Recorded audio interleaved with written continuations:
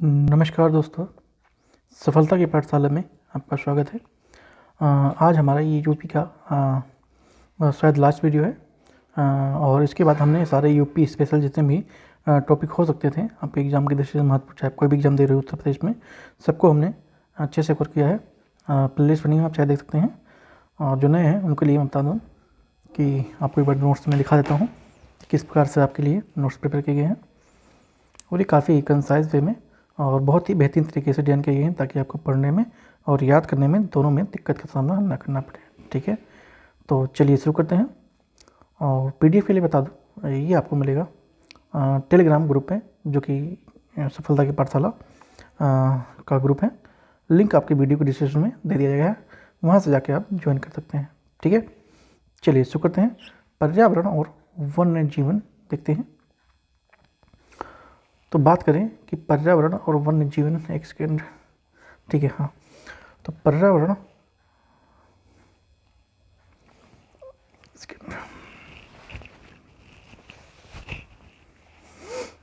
तो रामसर संधि की बात करते हैं। ठीक है, तो शुरुआत इसकी यहाँ से होती है।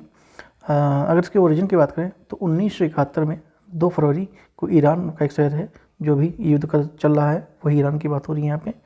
ठीक है, जो युद्ध अभी चल रहा है वही ईरान की बात हो रही है यहाँ पे। तो वहाँ पे हस्ताक्षर होता है। ठीक है, 2 फरवरी को विश्व अर्धभूमि दिवस के रूप में भी इसको जानते हैं, यानी वेटलैंड। ठीक है, थीम की बात करें तो ये 1971 की थीम नहीं है, एक्चुअली में 1972 है। एनीवे इसको देख लेंगे बाद में। थीम की बात करें वर्तमान में, ठीक है, तो आर्द्रभूमियों और पारंपरिक ज्ञान सांस्कृतिक विरासत का उत्सव, ये आपकी 2026 की आर्द्रभूमि दिवस की थीम है। ठीक है, करंट अपडेट क्या है कि 4 जून 2025 को विश्व पर्यावरण दिवस मनाया गया था। ठीक है, जिसमें राजस्थान के 2 नए स्थल को जोड़ा गया है, जिसमें से खीचड़ फलोदी जो है और मोनामार जो कि आपका उदयपुर में देखने को मिला है। ठीक है, और हम जैसा आप जानते हैं कि हम स्पेसिफिक यूपी को लेकर पढ़ रहे हैं, तो यूपी की बात करेंगे। बाकी यूपी में अभी तक आपके 11 हैं। ठीक है, अभी तक कितने रामसर साइट हैं? 11 हैं। आप लोगों को लगता होगा 10 हैं, लेकिन अब 11 हो चुके हैं। ठीक है, और कुछ दिन पहले 10 थे। भारत में 20 स्थानों के साथ तमिलनाडु पर शीर्ष है। ठीक है, यानी जो तमिलनाडु है उसमें कितने हैं? 20 हैं, और फिर उसके बाद अपने यूपी में 11 है। ठीक है, अब उत्तर प्रदेश के रामसर स्थल की बात करें। ठीक है, पहला और नया कौन सा है? ठीक है, तो पहला जो रामसर साइट था आपका उत्तर प्रदेश में, ये क्या था? ऊपरी गंगा का मैदान। ठीक है, जो कि 2005 में अस्तित्व में आया था। ठीक है, 2005 में अस्तित्व में आया था, और ये आपका ब्रज घाट से नरोरा तक इसका विस्तार देखने को मिलता है। ठीक है, ब्रज घाट से लेके यानी मथुरा से लेके आपका बुलंदशहर तक देखने को इसका विस्तार मिलता है। ठीक है, नरोरा आपका बुलंदशहर में है। ठीक है, और ब्रज घाट आपका मथुरा वाले क्षेत्र में आ जाता है। ठीक है, बात करें 11वीं आर्द्रभूमि यानी कि जो 11वां रामसर स्थल है वो कौन सा है?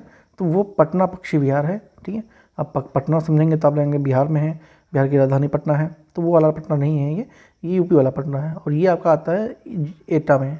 ठीक है, या इटावा कहते हैं, एटा कहते हैं, तो वहाँ पे आते हैं इटावा मैनपुरी वाला क्षेत्र में, मुख्यतः ये एटा में है। ठीक है, या इटावा कहते हैं। अब बात करते हैं कुछ अन्य और रामसर साइट भी देख लेते हैं। ठीक है, स्पेसिफिक उनमें विशेषताओं के भी ध्यान देंगे, कौन कौन सी विशेषताएं हैं।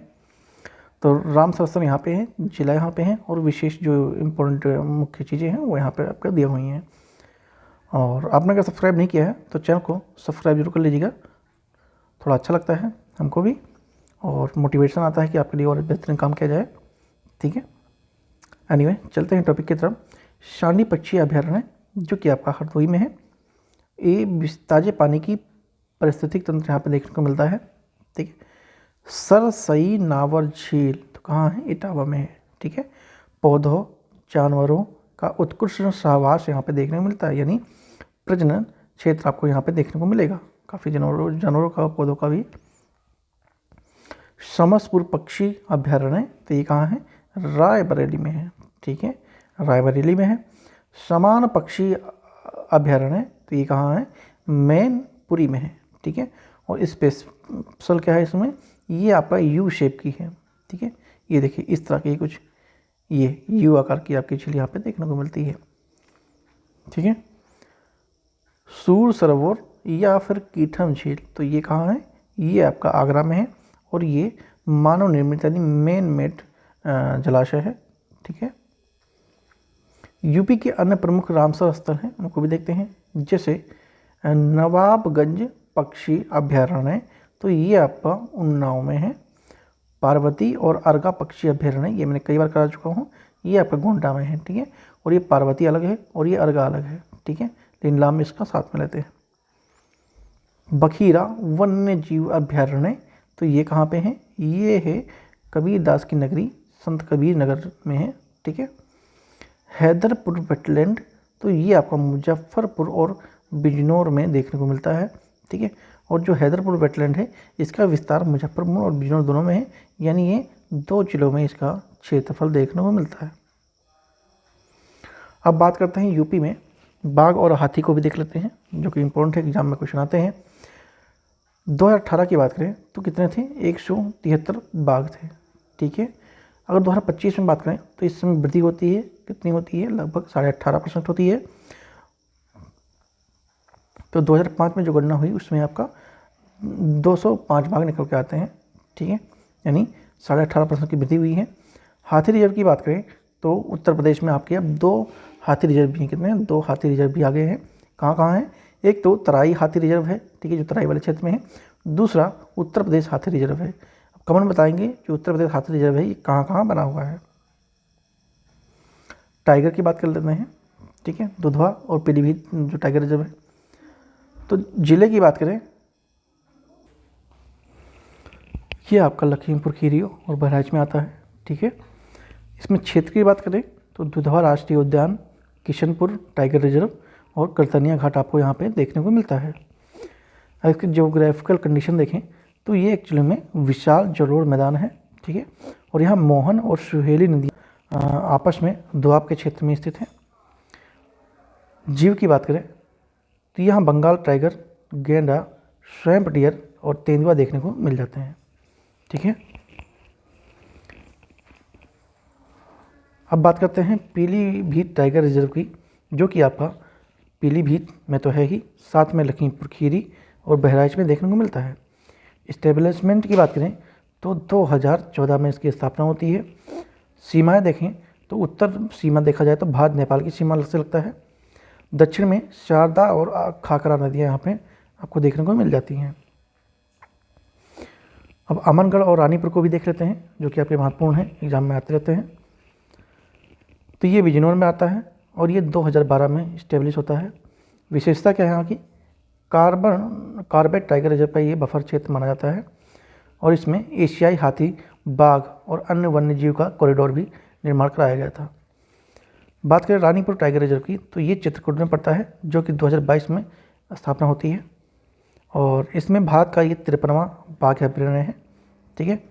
टोटल कितने हैं तो आपके 54 आई थिंक या फिर 55 है, शायद 54 ही है। ठीक है। तो ये 53वां है। वन के प्रकार इसमें उत्तरी उष्णकटिबंधीय पर्णपाती वन देखने को मिल जाता है और इसमें बाघ, तेंदुआ, भालू, चीतल, सांभर और चिकारा वाले जैसे जीव देखने को मिलते हैं।